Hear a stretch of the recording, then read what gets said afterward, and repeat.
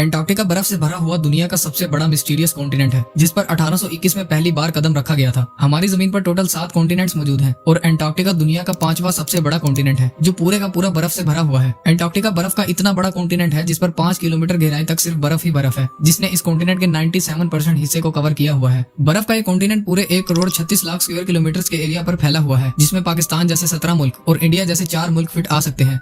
इस कॉन्टिनेंट पर इतनी बर्फ है कि अगर वो एक साथ सारी पिघल जाए तो दुनिया भर के समुद्रों की सतह में 200 फुट तक इजाफा हो जाएगा। दुनिया के फ्रेश वाटर का 60% हिस्सा एंटार्क्टिका में आइस शीट्स की शक्ल में मौजूद है। चाहे जून जुलाई का गर्म मौसम ही क्यों ना हो, लेकिन एंटार्क्टिका का टेम्परेचर पूरे साल -50 डिग्री सेल्सियस से -90 डिग्री सेल्सियस तक रहता है, और यही वो वजह है जिसकी वजह से यहाँ जिंदगी की उम्मीद लगभग ना होने के बराबर है। हालांकि पूरे एंटार्क्टिका में सिर्फ 2 ATM मशीन ही मौजूद है।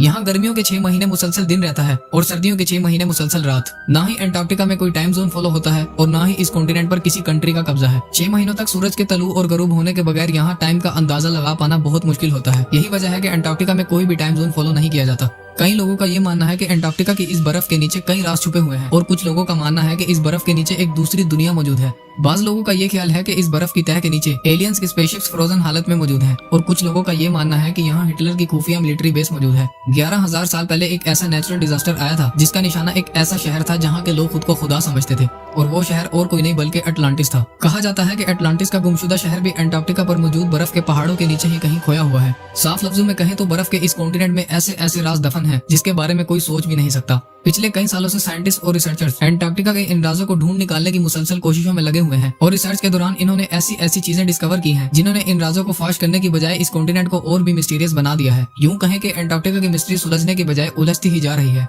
एंटार्क्टिका से अब तक 400 से भी ज्यादा लेक्स डिस्कवर हो चुकी हैं, जो बर्फ की लेयर्स के नीचे छुपी हुई हैं। 2009 में एंटार्क्टिका की बर्फ के अंदर से एक बिल्ली का ढांचा मिला था, जिसने रिसर्चर्स के होश उड़ा दिए थे। हैरत की बात यह थी कि यह ढांचा किसी आम बिल्ली का नहीं था। ये जिस बिल्ली का ढांचा था वो अंडे देने वाली बिल्ली थी। तहकीक के बाद मालूम पड़ा कि ये जानवर आज से तकरीबन 2.5 करोड़ साल पहले जमीन पर पाया जाता था। 1911 में एंटार्क्टिका से सबसे पहला मीटियोराइट मिला था, और तब से लेकर अब तक इस कॉन्टिनेंट से तकरीबन 45,000 से भी ज्यादा मीटियोराइट्स मिल चुके हैं। मीटियोराइट सख्त पत्थर के ऐसे टुकड़े होते हैं जिनका ताल्लुक हमारी जमीन से नहीं होता, बल्कि वो किसी और प्लेनेट से टूट कर आए होते हैं। रिसर्चर्स के मुताबिक इन मीटियोराइट्स में से कई तकरीबन 7 लाख साल से भी ज्यादा पुराने हैं। 2015 में एंटार्क्टिका से एक छोटा मीटियोराइट डिस्कवर किया गया था। रिसर्च के बाद मालूम पड़ा कि ये मीटियोराइट कहीं और से नहीं बल्कि मार्स से टूट कर आया था, क्योंकि इसमें ऐसे बैक्टीरिया मौजूद थे जो मार्स पर पाए जाते हैं।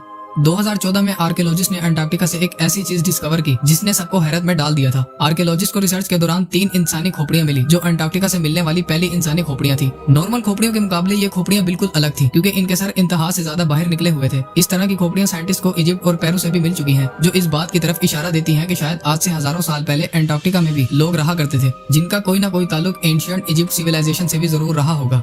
1911 में टेलर नामी एक साइंटिस्ट ने एंटार्क्टिका में एक ऐसा वाटरफॉल डिस्कवर किया था जहां पानी की जगह ब्लड फॉल होता है, और इस मकाम को टेलर ग्लेशियर कहा जाता है। कई सालों तक यही माना जाता रहा था कि इस ग्लेशियर के अंदर से खून बहता है, लेकिन रिसर्च के बाद ये मालूम हुआ कि इस ग्लेशियर के नीचे एक बहुत बड़ा पानी का डैम मौजूद है, और इस पानी में समुद्र के पानी से भी 3 गुना ज्यादा सॉल्ट मौजूद है, और इसके साथ ही इस पानी में पहाड़ों से निकलने वाला आयरन भी मौजूद है। और जब ये पानी ग्लेशियर से बाहर निकलता है तो पानी में मौजूद आयरन हवा में मौजूद ऑक्सीजन से मिलकर आयरन ऑक्साइड बनाता है, और यूं पानी रेड कलर में बदल जाता है। इसी पानी में 17 टाइप के बैक्टीरिया भी डिस्कवर हुए थे, और हैरत की बात तो ये थी कि इन बैक्टीरिया को जिंदा रहने के लिए ऑक्सीजन और सनलाइट की भी जरूरत नहीं पड़ती। साइंटिस्ट और रिसर्चर का ये मानना है कि ये बैक्टीरिया उन प्लैनेट्स पर मौजूद होते हैं जहां ऑक्सीजन और सनलाइट नहीं होती, लेकिन ये बैक्टीरिया हमारी जमीन पर कहां से आए, ये राज भी एंटार्क्टिका की मिस्ट्री को मजीद उलझा रहा है। साइंटिस्ट को करीब 1.5 करोड़ स्क्वायर किलोमीटर पर फैले बर्फ के इस कॉन्टिनेंट से कुछ ऐसे सबूत भी मिल चुके हैं जो इस बात की गवाही देते हैं कि आज से लाखों साल पहले एंटार्क्टिका पर भी लाइफ एग्जिस्ट करती थी, और ये जगह भी रहने के काबिल हुआ करती थी। 1980 में रिसर्चर्स को एंटार्क्टिका से डायनासोर्स के ढांचे मिले थे, और तब से लेकर अब तक यहाँ से कई डायनासोर्स, प्लेज़ोसोर्स और मोज़ोसोर्स के ढांचे मिल चुके हैं, और रिसर्च से मालूम पड़ा कि ये ढांचे तकरीबन 70 लाख साल पुराने हैं, यानी उस वक्त ये जगह रहने के काबिल हुआ करती थी।